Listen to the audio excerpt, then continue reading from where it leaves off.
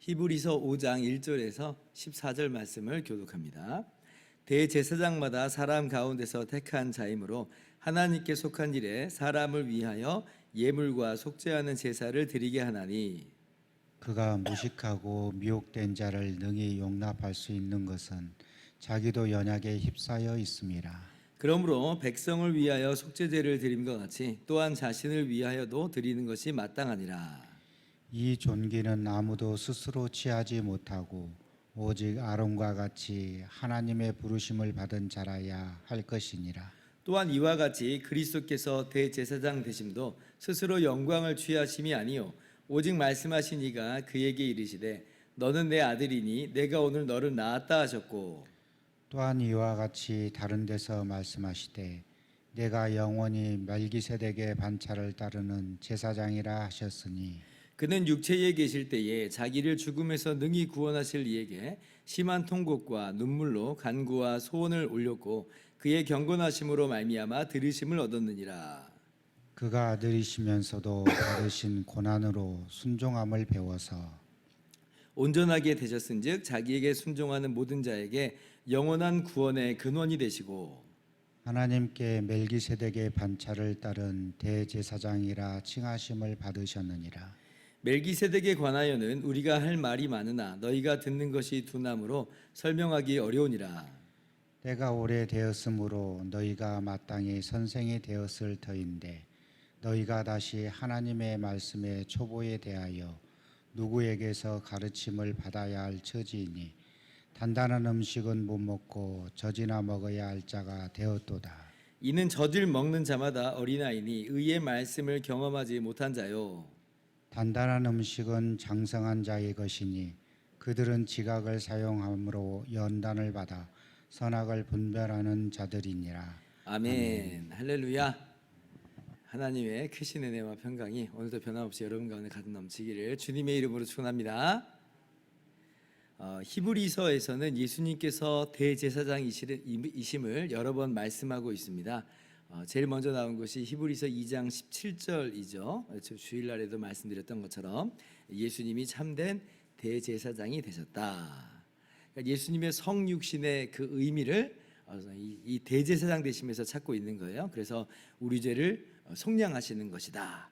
우리의 모든 죄를, 우리의 모든 허물을 다 대신 짊어지고 십자가에서 죽으심으로 바로 그 일을 행하셨다라고 하는 거죠. 그래서 3장 1절에도 보면 대제사장이신 예수를 깊이 생각하라.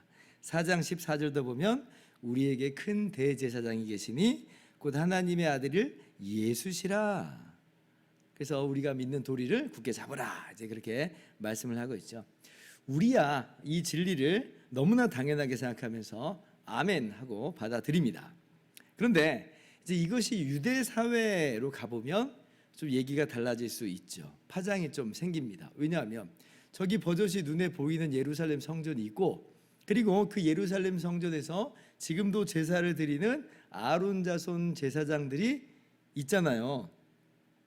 그들도 분명히 구약 성경에 하나님께서 아론의 자손으로 제사장을 세우셨고 그들을 통해서 제사를 드리게 하셨단 말입니다. 이건 하나님이 세우신 거예요. 하나님이 세우신 거예요. 그런데 별다르게 예수님께서 이 대제사장이라고 해버리면 유대 사회에서는 이게 어떻게 그럴 수가 있는 거냐라고 대번의 말이 나올 수 있죠. 그러니까 우리 예수님을 믿는 사람들에게 너희가 잘못 알고 있는 거야, 뭐 이렇게 오히려 공격이 들어올 수도 있겠다, 이렇게 생각을 한번 해볼 수 있습니다. 그래서 이제 5장에서 바로 이제 그 이야기를 하기 시작하는 거예요. 예수님께서 대제사장이라고 할 때에 대제사장에 대해서 좀 설명할 필요가 있는 겁니다. 그래서 5장부터 시작해서 히브리서 거의 10장에 이르기까지 이 주제가 다른 것과도 연결되면서 계속 지금 논의가 되고 있는 것을 우리가 볼 수가 있습니다. 자, 그러면 오늘 말씀 좀 볼게요. 오늘 말씀 보면 먼저 이제 아론 자손 제사장에 대해서 언급을 하죠. 아론 자손 제사장을 언급해야 이제 예수님께서 참 제사장이 되심을 더 분명하게 이야기할 수 있으니까 그렇습니다. 자, 그러면 보시면 자 1절에 대제사장마다 사람마다 택한 자이므로 이제 그러죠. 그러니까 이 대제사장의 조건에 대해서 이야기를 하고 있는데 하나님께서 먼저 택하신 사람이에요.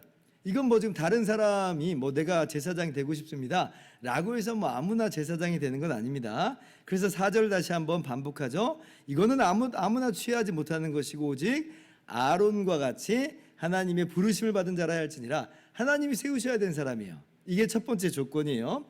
두 번째는 자 아까 1절 사람 가운데서 택했다 그러죠. 그러니까 뭐 천사가 와서 천사를 제사장 세우시는 거 아니라고 하는 겁니다. 사람 중에서 똑같은 사람 중에서 동일한 그 사람을 세웠다라고 하는 것이에요. 그래서 제사장의 조건은 뭐냐? 하나님께서 택하셔야 되고 부르셔야 되고 또 사람 가운데 동일한 이 집단 안에 이제 있는 사람이어야 된다라고 하는 것이 조건이에요. 자, 그럼 이제 그 제사장이 어떤 일을 하는 거냐라고 할 때에 계속 1절 보면 하나님께 속한 일에 사람을 위하여 예물과 속죄하는 제사를 드리게 하나니까. 왜 하나님께서 제사장을 택하셨냐면 사람을 위하여 하나님께 예물과 속죄제를 드리게 하기 위해서 그래서 제사장을 택했다. 왜냐하면 주일날도 말씀드렸던 것처럼 모든 사람이 죄를 범하였음에 하나님의 영광에 이르지 못하기 때문에 그렇습니다. 그 누가 의로우신 하나님 앞에 나아가서 예물을 드릴 수 있으며 어떻게 자기 죄인인 주제에 자기의 죄를 속하는 제사를 드릴 수 있겠어요? 불가능합니다. 그러니까 하나님께서는 제사장이라고 하는 이 중보자를 세우신 거예요. 그래서 제사장으로 하여금 그 죄인을 위해서 속죄하는 제사를 드리게 하고 그 죄인의 예물을 하나님께 드리게 하시는 거다라고 하는 것이죠. 자, 그러면 근데 여기에서 좀 궁금함이 생겨요. 왜냐하면 그럼 아론 자손 제사장은 그러면 죄가 없는 사람들이냐? 분명히 죄인의 제사를 하나님이 받으시지 않기 때문에 제사장이라고 하는 직분을 두신 건데, 근데 아론 자손 제사장도 분명히 죄인 아니냐라고 하는 거예요. 이 사실을 분명하게 이야기하고 있죠. 5장 2절 이하를 보면 그 제사장이 아론 자손 제사장이 자신도 연약함에 휩싸여 있다 그러죠. 그래서 3절 보면 백성을 위하여 속죄제를 드린 것 같이 또한 자신을 위하여도 드리는 것이 마땅하니라. 그러니까 제사장이 먼저 어떤 것부터 해야 되냐면 자신을 위해서 속죄하는 제사를 드려야 돼요.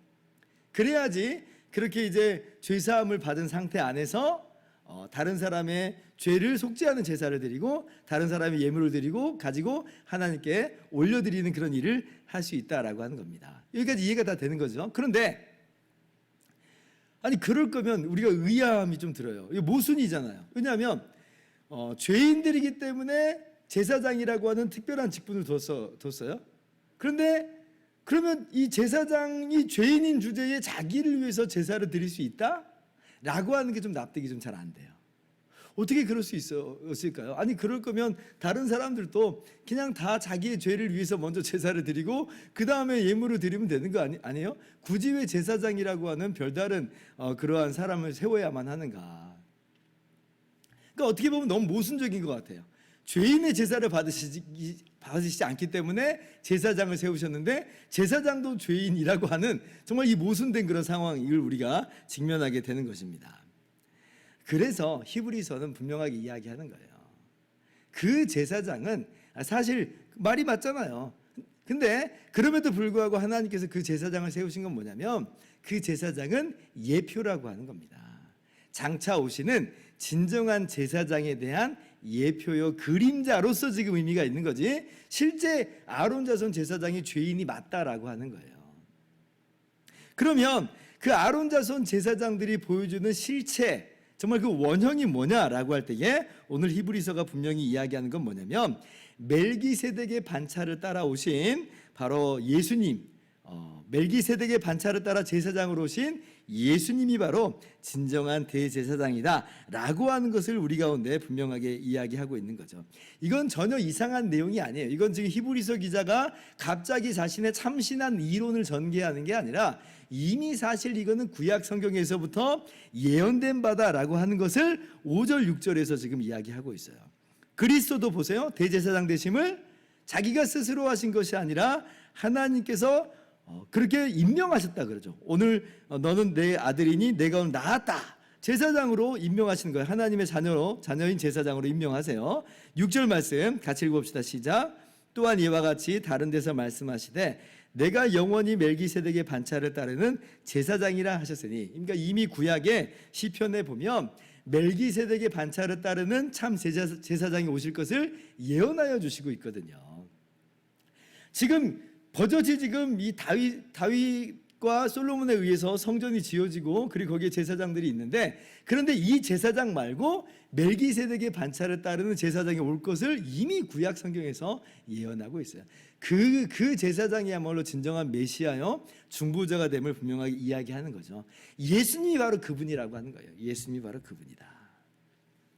그래서 이제 멜기세덱에 대해서 조금 더 깊게 이야기를 하는 것이 7장 이하의 이야기예요. 오늘 5장 11절에서는 이야기를 하고 싶은데 지금 이게 좀 만만치 않은 이야기다라고 하면서 좀 숨을 고르고 있죠. 근데 그렇다고 해서 멜기세덱에 대해서 얘기 안 하는 게 아니고 7장부터 보면 이제 멜기세덱에 대해서 자세하게 이야기를 하면서 예수님께서 멜기세덱의 반차를 따라오신 진정한 제사장이심을 분명하게 이야기를 하고 있습니다. 오늘은 거기까지 나가진 않아요. 그러나 분명히 알 것은 뭐냐면 예수님이야말로 멜기세덱의 반차를 따라오신 정말 진정한 참 제사장이시고, 그리고 그 예수님께서 행하신 그 죄를 속죄하는 그 제사, 예수님의 순종의 십자가로 말미암아 우리가 완전한 구원을 얻게 됐다라고 하는 것을 오늘도 흔들림 없이 붙잡자라고 하는 것을 오늘 말씀이 분명하게 이야기하고 있습니다. 여러분, 하나님의 아들이신 예수님께서 멜기세덱의 반차를 따른 제사장으로 오셔서 하나님의 말씀에 순종하심으로 우리를 위해서 고난을 받으세요. 여러분, 이 십자가의 일을 한번 생각해 보세요. 이거 얼마나 참 너무나 어렵고 고통스럽습니까? 겟세마네에서 예수님의 기도 여러분 기억나시죠? 예수님께서 이렇게 제자들에게 말씀하세요. 마태복음 26장 38절을 보면 내 마음이 매우 고민하여 죽게 됐다. 십자가를 앞에 두고 주님의 마음이 너무 고민스러운 거예요. 정말 이 마음이 고민 가운데 죽게 될 지경으로 너무나 힘들어요. 그러면서 기도하시죠. 내 아버지여, 만일 할만하시거든 이 잔을 내게서 지나가게 하옵소서. 이게 단순히 육체의 고난 정도면 그런 기도가 아닐 텐데, 지금 십자가라고 하는 것은 육체의 고난을 포함하여서 죄인을 향한 하나님의 진노의 잔이기 때문에 영원한 하나님의 심판의 불이 내려지는 바로 그러한 고통이기 때문에 그 상상할 수 없는 두려움과 고통 속에서 이 잔을 내게서 지나가게 하옵소서. 그런데 바로 뭐라고 기도하세요? 그러나 나의 원대로 마시옵고 아버지의 원대로 하옵소서. 이게 3번씩이나 기도해요. 그러니까 하나님의 뜻에, 십자가에 달려서 우리의 죄를 대속하라고 하시는 하나님의 뜻에 순종하세요. 순종하셔서 그 십자가를 지는 거예요. 누가복음은 이 장면을 이렇게 묘사하죠. 예수님께서 기도하시는데 이때 힘쓰고 애써 더욱 간절히 기도하시더라. 땀방울이 핏방울이 될 정도로 기도하시더라. 얼마나 치열하게 정말 씨름을 하고 있는지 몰라요. 오늘 7절 말씀 바로 그 얘기예요. 육체에 계실 때에 자기를 죽음에서 능히 구원하실 이에게 심한 통곡과 눈물과 간구와 소원을 올렸고, 그렇게 예수님이 순종하여서 이 십자가를 지는 겁니다. 여러분, 주님께서 순종하여서 십자가를 지신 이 행위로 말미암아 모든 구원이 완성되는 거예요. 보세요. 아담의 불순종이 있음으로 말미암아 인간이 타락했고 모든 이 안식의 세계가 깨져버렸죠. 그런데 둘째 아담으로 오신 예수님, 새 인류의 머리로 오신 예수님이 순종하심으로 말미암아 아담이 못한 걸 해낸 거예요. 이 아담이 불순종함으로 말미암아 죄 가운데 빠졌고 죄값을 치러야 됐죠. 죄의 값을 치러야만 했어요. 그런데 예수님께서 순종하여서 지신 십자가로 말미암아 아담이 치러야 될, 아담과 아담의 모든 후손이 치러야 될 죄값을 다 치러 주신 거예요. 그러니까 예수님의 순종의 십자가로 말미암아 우리가 마땅히 해야 됐을 바를 다 이루시고 우리가 치러야 될 값도 다 치르시고, 이렇게 해서 주님의 순종의 십자가로 말미암아 우리의 구원을 완성시키셨다. 그래서 8절 보면 그가 아들이시면서도 받으신 고난으로 순종함을 배워 온전하게 되셨은즉, 이게 뭐냐면 예수님이 단순히 아들로 오시는 것만으로 구원할 수 있는 건 아니라는 거예요. 뭐가 필요하냐면 아들로 오셔서 우리를 대신하여 순종하여 십자가를 지시는 바로 그 일을 통해서 온전하게 되셔야 돼요. 완성시키셔야 되는 거예요. 그리고 그것으로 말미암아 완성됐다는 거예요. 예수님이 우리와 하나가 되셔서 그렇게 우리의 대제사장이 되셔서 순종의 십자가, 이 죄값을 대신 치르시는 이 십자가를 지심으로 말미암아 우리의 모든 구원이 완성됐다. 완성됐다. 그래서 9절 하반절, 자기에게 순종하는 모든 자에게 영원한 구원의 근원이 되셨다. 예수님을 믿고 따르는 우리들에게 주님이 구원이 되신 거예요. 그래서 로마서 5장 9절은 이렇게 말씀하죠. 한 사람이 순종하지 아니함으로, 아담 말하는 거예요, 많은 사람이 죄인 된 것 같이 한 사람이 순종하심으로, 예수님이죠, 많은 사람이 의인이 되리라. 한 의로운 행동으로 말미암아, 예수님의 한 의로운 행동으로 말미암아 많은 사람이 의롭다 하심을 받아 생명에 이르렀느니라. 아멘. 이것이 예수님의 그 순종의 십자가, 우리의 죄를 대신 짊어지는 그 십자가로 말미암아 우리 가운데 거저 이루어진 일이라라고 하는 겁니다. 예수님이 정말 참 제사장으로서 이 모든 일을 이루셨어요. 우리의 구원의 근원이 되어 주셨습니다. 영원한 구원을 우리가 예수 그리스도 안에서 받아 누리게 됐다. 얼마나 감사한 일이에요. 그러므로 오늘도 우리가 이 예수님을 생각하고 이 예수님을 바라보고 예수님을 굳게 잡으면서 나아가야 됩니다. 어떤 게 우리에게 힘이겠어요? 뭐가 우리의 인생 가운데 이 세상 살아갈 때 우리에게 힘이 되겠어요? 이 예수님 외에는 힘이 없습니다. 이 예수님 외에는 소망이 없어요. 그런데 예수님께서 이 모든 일을 이루시니 우리의 힘과 능력과 소망이 되시더라. 그래서 오늘도 바로 주님을 굳게 붙잡고 믿고 순종하며 따라가는 우리 모두 될 수 있기를 주님의 이름으로 축원합니다. 기도하겠습니다.